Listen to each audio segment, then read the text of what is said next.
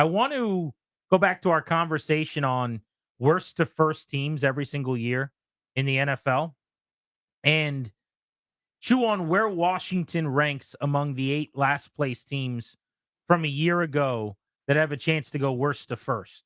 19 of the last 21 seasons, at least one team has done it, where you were 4th out of 4 in your division, and the following season, you win the division. This past season, it was the Houston Texans. CJ Stroud effect. I think they made a really good head coaching hire, it appears, in D'Amico Ryans. They brought in the right OC to match CJ Stroud with, and former Shanahan disciple Bobby Slowick, and the stars align. They got a good supporting cast around their young quarterback, Tank Dell, Nico Collins. It's a good outfit. And they had a great offseason, by the way. They might be able to run it back in the South. Who's going to be the worst to first team to make it 20 times in 22 seasons this year? The 8 clubs that we're debating between are the Patriots, Bengals, Titans, and Chargers in the AFC. And then in the NFC, Washington is joined by Chicago, Carolina, and Arizona. So I thought you and I could just make a ranking here, 1 to 8, to see where the Commanders come in. So why don't we start with, for you, of those 8 teams, the most likely division champion this year? Cincinnati is my 1 seed here. And again, there are variables. There are things that scare you. Joe Burrow's health. Do they have enough? That division is a buzzsaw. Everybody's good. Everyone finished with a winning record last year. I think it's the best division in the sport. But Cincinnati, when they're right, that's a conference finals. That's a Super Bowl appearance team. Cincinnati's my 1 seed. I thought about going Bengals. I'm not going to. Division's too tough. Pittsburgh, Cleveland, Baltimore, that triumvirate better than anything probably in any other division that a good team has to deal with. Yep. So because of that, I'm going to go with the Bears, number 1, weirdly enough. I think Detroit is really good. I don't think they're an insurmountable, immovable force. Packers made the playoffs last year. I think they'll be very solid. But again, I think they're more 10 wins than 13 wins. If you told me the Bears have a top 7, 8 defense, Caleb Williams has a huge year. They had the offseason I dream of, where they had a great wide receiver in DJ Moore, and they added Keenan Allen via trade and then drafted Roma Dunze in the top 10. It's what all the teams should do. Go out, get weapons, get special pass catchers. So the Bears are 1 for me, and I'll put the Bengals 2nd. The Bengals, question about Joe Burrow's health. No quarterbacks ever come back from the injury.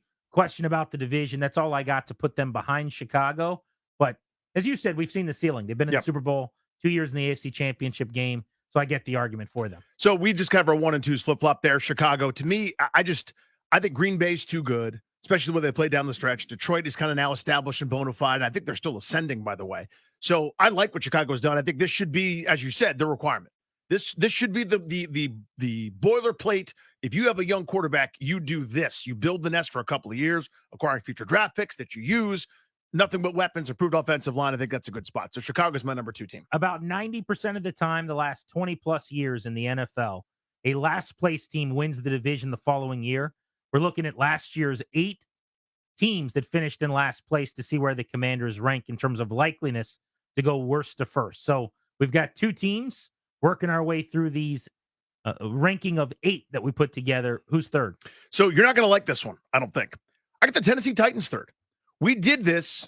If we'd done this 2 years ago, you'd have gone, no way the Houston Texans are finishing first in that division. I don't care who they draft, right? Because Jacksonville was 9-8. Houston was 3-13-1. The year before, we go, there's no way this team finishes first. It's a topsy-turvy. I don't trust anybody in that division. Not saying, by the way, that Tennessee's great. I don't think they are. I think they're probably middling. I think everybody is. The Jaguars were 3-14 the year before. They went 9-8. Tennessee was 6-11 last year. The year before, they went 12-5. To me, because this division has nobody trustworthy and they're fine, and again, I don't think they're any good. I think they're fine. Somebody's going to win 8 or 9 games and end up doing it. To me, they have as good a chance as anybody in that very mediocre division. 3rd for me, you'll hate this one. The Chargers in the AFC West. Mm-hmm. And you're going to say, well, wait a second. Wait a minute, Grant. Did you know the Kansas City Chiefs play in the AFC West? And Hit my wait a minute bell real quick. Wait a minute. I'm going to say, yes, I do know that, Danny. The Chiefs, in my hypothetical here where the Chargers win the division, they take the foot off the gas pedal a little bit. Mm-hmm. they coast some. They did that, by the way, last year Yes, they quite a did. bit. They still had enough to win the division.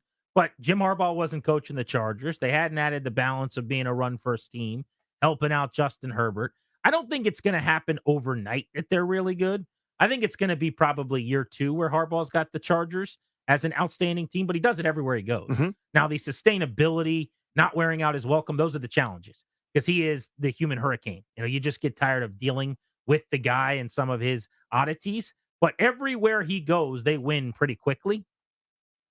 I also think Justin Herbert, unlike Will Levis, who you're betting on for what you just said with the Titans, is worth betting on in this conversation. Like, this is a top 10, maybe top 5 quarterback in the league when it's going well with a good situation around him, with Harbaugh helping him out and establishing, a new look offense there. So I'll go Chargers and say maybe the Chiefs take their foot off the gas pedal. I think they're a Travis Kelce injury, who's in his mid-30s, by the way, away from being in bad shape offensively. They had 2 weapons who could make any plays through the air for Patrick Mahomes last year. Kelce and Rashee Rice. Rashee Rice has been in trouble with the law from start to finish this offseason. He may be suspended for at least the first half of the season. If something happens with Kelce, they're counting on Hollywood Brown, who gets hurt all the time and is just okay, and Xavier Worthy, who I thought was overdrafted in the first round, who's a speed demon, who's not that refined at wide receiver. So I'm just not convinced that the Chiefs have had a great offseason. I'll say the Chargers have the 3rd best chance. We have, again, a flip-flop. I got the Chargers 4th, narrowly edging out or being edged out by Tennessee, mostly because that division I don't think is very good. Kansas City, your argument is 100% right. And they may just say, we'll get into the postseason and take our chances. Like, I wouldn't want to play them in January, but you might want to play them in September, October. I don't think that division is particularly good. I don't think the Raiders are ready. Denver, I don't trust with Bo Nix and company. You couldn't see the Chargers, who won 10 games and 9 games in 22 and 21, respectively, with Brandon Staley, not getting to 10 wins this year with Jim Harbaugh, just ground and pound, running the ball, being solid. I could see them doing that and maybe edging out Kansas City via tiebreaker. So I like the Chargers decently there as well. The problem for them is they blew up their wide receiver room. Yep. With Keenan Allen, and I think they actually lost another one of their starters. Mike Williams. Yeah, that's right. Mike Williams left. He's with the Jets, I think now, memory serves. But he is also gone. They may not need the receivers as much. They drafted Ladd McConkey, and they're going to be run first. Harbaugh's going to be run first. It's going to be a different offense. Josh Palmer's going to block 7,000 times. So much of that.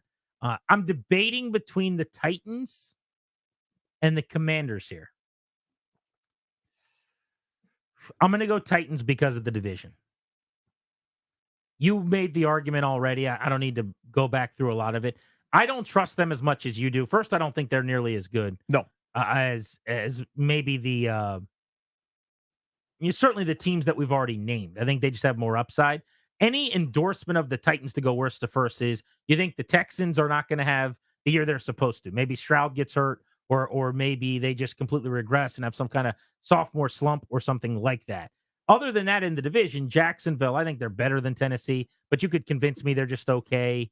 In that same division, the Colts, same kind of deal.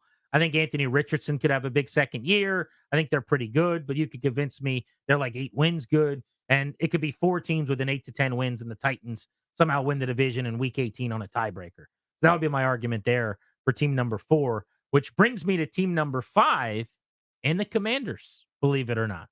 I like their chances of going worst to first from the standpoint of a lot of things have to work out, but a lot of their one-year wonders that they bring in here on the one-year contracts, these veterans, Austin Eckler, think about like one of the edge rushers. Maybe it's Dante Fowler, perhaps, the 20-plus new players.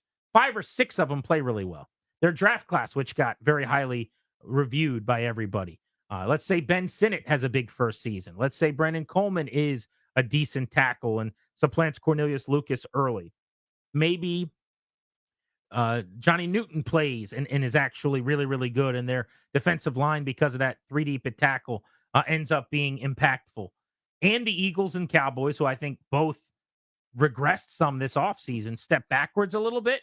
There's the path for the Commanders. I'll put them 5th out of 8. So I've got them 5th as well. And all right. Here's my case for it. I think New England stinks. Carolina's a tire fire. And Arizona plays in a division with San Francisco and the Rams, who are still kind of hanging on with some veterans. And Seattle's decent. I don't see Arizona doing it. I could be wrong with a healthy Kyler Murray. Maybe they're a threat. Maybe they do that September, October hot start bit before they finish, 0-7 down the stretch. I think Carolina is gross, even though that division isn't very good. And New England is years away in a really good division. This is less an endorsement of Washington to me than it is those other teams are just worse off in worse spots. I'm not nearly as high on Washington's talent levels. Everyone else seems to be at this point. I think they're probably a 6-11, maybe 6.5 win, maybe 7 in the right circumstance type team. I'm fine with that, by the way, because I'm on Project Jaden Daniels. Whatever happens there is what I care about for the first 1,000, and then we could talk about anything else. So I'm on the right track, and I feel confident. I'm happy, but I don't know that this year's the one that hit the ground running. I agree with you on team 7 and 8 in whatever order you want to put them in. I would probably go Panthers, Patriots because of the quality of the division. Mm-hmm. The Patriots have the least chance to go worst to first. The Panthers barely better, just because the NFC South isn't nearly as good as the AFC East. Right. The Cardinals, I think, are close to the Commanders, though, because San Francisco, we've seen it a bunch. I mean, you lose the quarterback. And they had that injury-plagued year. Yeah. Absolutely. And they have injuries all the time. Mm-hmm. The difference is Kyle and John Lynch have been able to overcome it organizationally when it hasn't been quarterback. But the years where the quarterback goes down and they haven't had like Purdy or Garoppolo, it's been kind of a mess with Nick Mullins and CJ Beathard and some of these other Jags that played for them. So if that were to happen, yeah, Arizona was frisky last year. Kyler Murray's back healthy. I think they added defensively where they were pretty good last season, defensive-minded head coach. So they're on par with Washington, which is to say neither of them should be expected to win the division. Both should have around 6.5 wins projected among odds makers in Vegas. But I think it's about comparable, whereas the other two teams, the Panthers and the Patriots, are just on a different tier. Like, those teams stink. The Commanders and the Cardinals, you can kind of tilt your head and squint a little bit and say, yeah, if 10 things happen, they could win the division. Yep, I like that assessment.